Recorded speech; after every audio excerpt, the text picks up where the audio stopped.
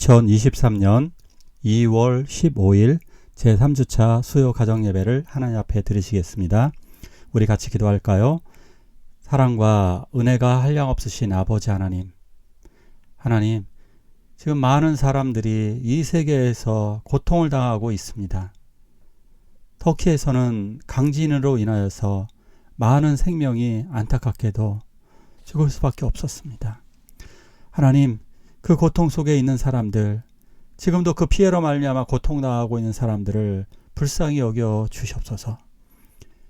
우크라이나 전쟁이 속히 멈춰주길 원합니다. 가난과 굶주림에 있는 사람들이 그들이 배고픔을 면하고 그들에게 하나님의 사랑, 하나님의 인자하심을 드러내게 하여 주옵소서. 우리들도 도울 일이 있다면 그들을 도울 수 있도록 저희들의 마음을 인도하여 주시옵소서. 하나님, 저희들 이때에 하나님께 예배하며 저희들도 다른 사람들을 위해 기도하고 돕는 사람이 되어지게 하여 주시옵소서. 예수님의 이름으로 기도하옵나이다. 아멘. 사도신경으로 신앙 고백하십니다. 전능하사 천지를 만드신 하나님 아버지를 내가 믿사오며 그 외아들 우리 주 예수 그리스도를 믿사오니 이는 성령으로 잉태하사 동정녀 마리아에게 나시고 본디오 빌라도에게 고난받으사 십자가에 못 박혀 죽으시고 장사한 지 사흘 만에 죽은 자 가운데서 다시 살아나시며 하늘에 오르사 전능하신 하나님 우편에 앉아 계시다가 저리로서 산 자와 죽은 자를 심판하러 오시리라. 성령을 믿사오며 거룩한 공예와 성도가 서로 교통하는 것과 죄를 사하여 주시는 것과 몸이 다시 사는 것과 영원히 사는 것을 믿사옵나이다. 아멘.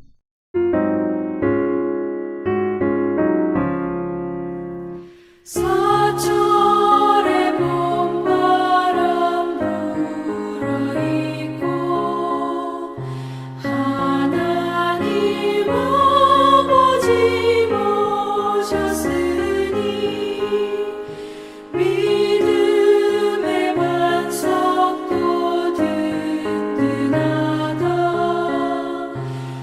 우리 집 즐거운 동산이라. 고마워라 임마누엘, 예수만 섬기는 우리 집. 고마워라 임마누엘, 복되고 즐거운 하루하루. 어머니 우리를 보이시고 동기들 사랑에 뭉쳐있고 기쁨과 서름도 같이 하니 한간의 조가도 천국이라. 고마워라 임마누엘, 예수만 섬기는 우리 집. 고마워라 임마누엘, 복되고 즐거운 하루하루. 아침과 저녁에 수고하여 다같이 일하는 온 식구가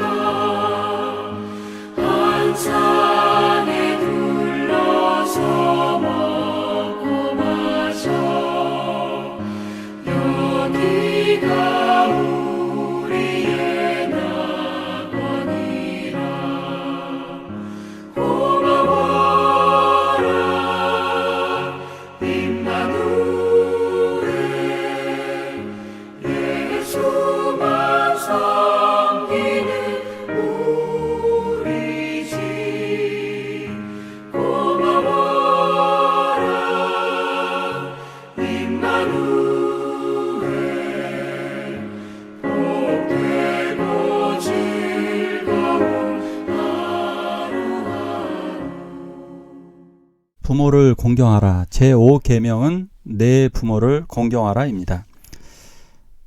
제5계명입니다. 1계명서부터 4계명까지는 사람의 하나님에 관한 것이었습니다.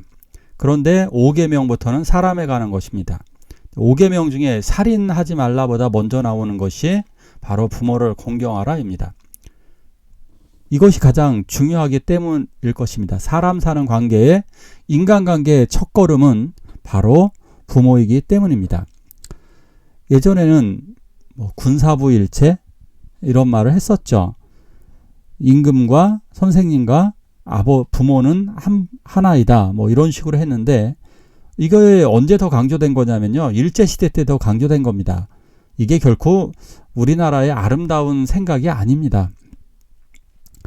지금은 이렇게 이것을 정말 사용하기 힘들죠. 대통령을 아버지와 하나로 보시겠습니까?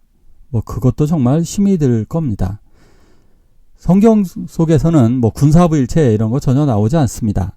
한 가지 분명한 것은 우리가 해야 하는 것은 바로 부모를 공경하라는 것입니다. 왜 그럴까요? 왜 공경하라고 하실까요? 왜 살인보다 먼저 나왔을까? 그것은 사람이 태어나서 가장 먼저 사랑을 받은 존재가 하나님 다음으로 부모이기 때문입니다. 그래서 가장 먼저 대하는 첫사람이 바로 부모입니다. 부모는 사실상 하나님과 같은 존재입니다. 자녀들은 닮은 존재이고 같은 피를 가지고 같은 씨앗, 같은 성품을 소유한 존재들입니다.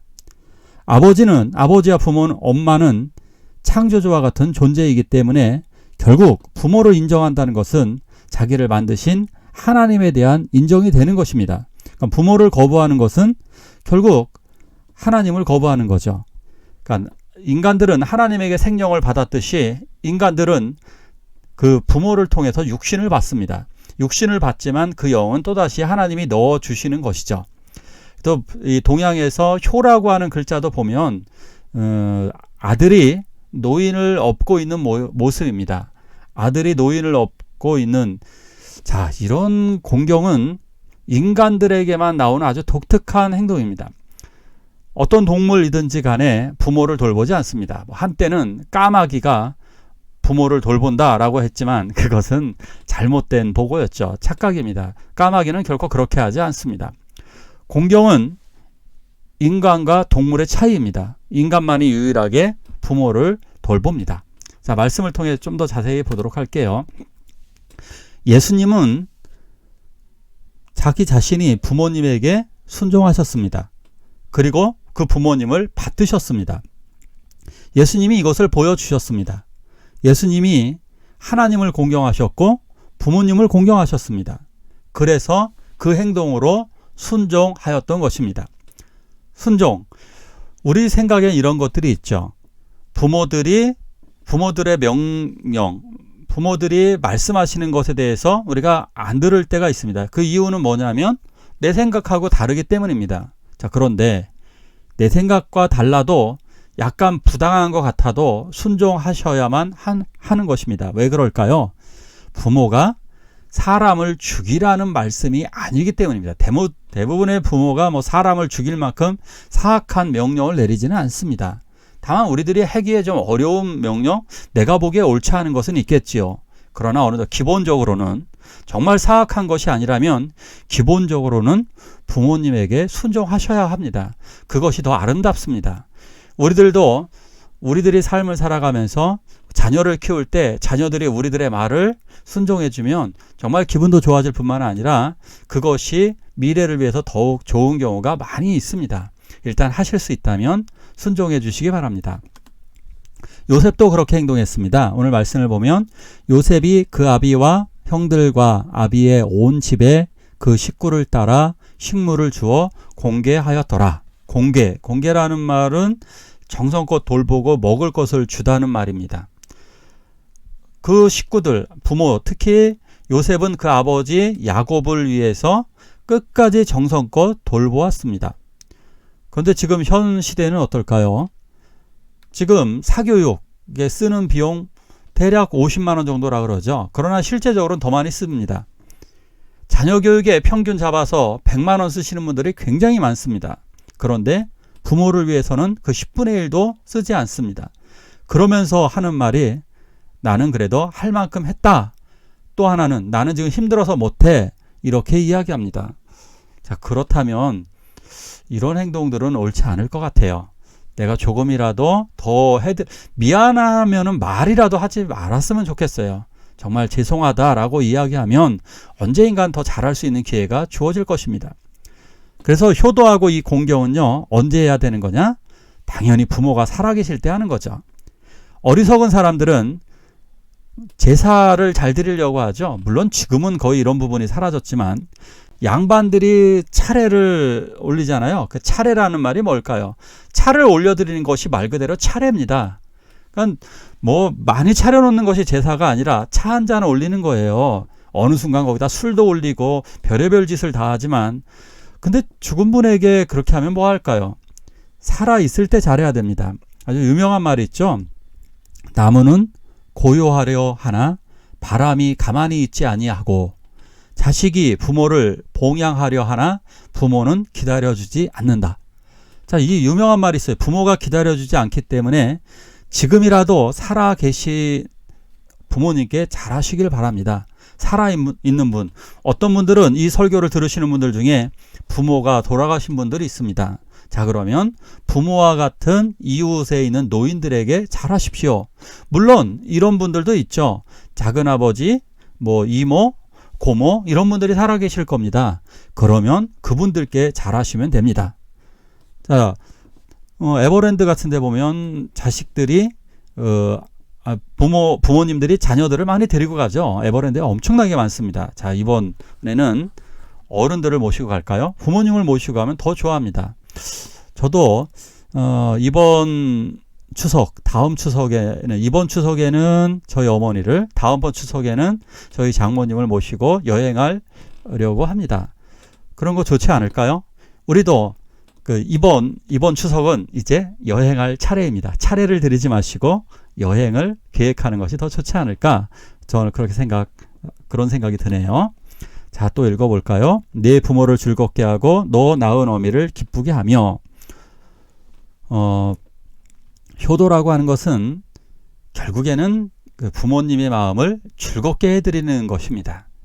그러니까 말 한마디 하더라도 우리가 경제적으로 힘이 드니까 돈으로 못 해드릴 수도 있습니다. 하지만 말 한마디가 부모님을 기쁘게 할 수 있습니다.